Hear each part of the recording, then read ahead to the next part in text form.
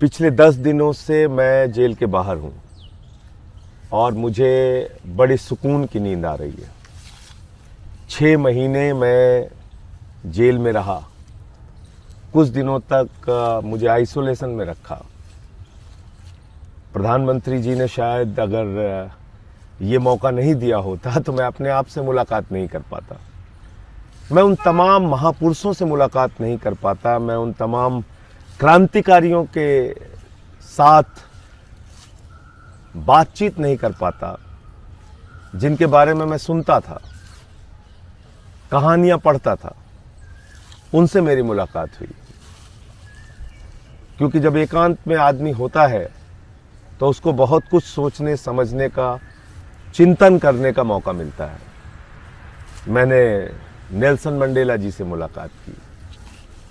क्या शानदार क्रांतिकारी जीवन था उनका। मैंने शहीद आजम भगत सिंह जी से मुलाकात की। 23 साल का एक नौजवान कैसे हिंदुस्तान की आज़ादी के लिए अपना सब कुछ न्यौछावर कर सकता है, ये जाना उनको पढ़कर। मैंने अशफाक उल्लाह जी से मुलाकात की। रोशन सिंह, राजेंद्र लहड़ी, राम प्रसाद बिस्मिल, पता नहीं कितने क्रांतिकारी जिनके बारे में पढ़ा, जाना, काला पानी के दस्तावेज पढ़े।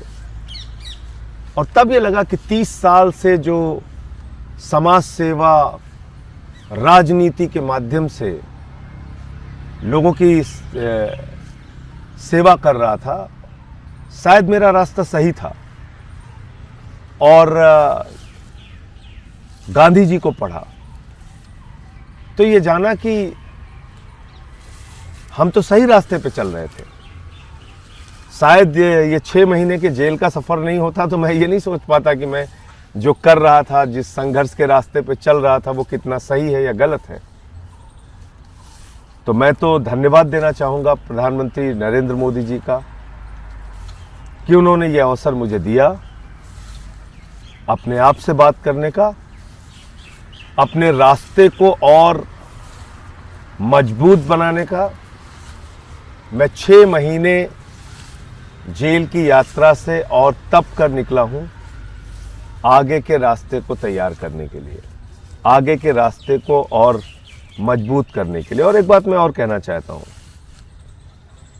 कि हो सकता है कि आज बहुत सारे माध्यम बिक गए हों, लेकिन इतिहास कभी नहीं बिकता।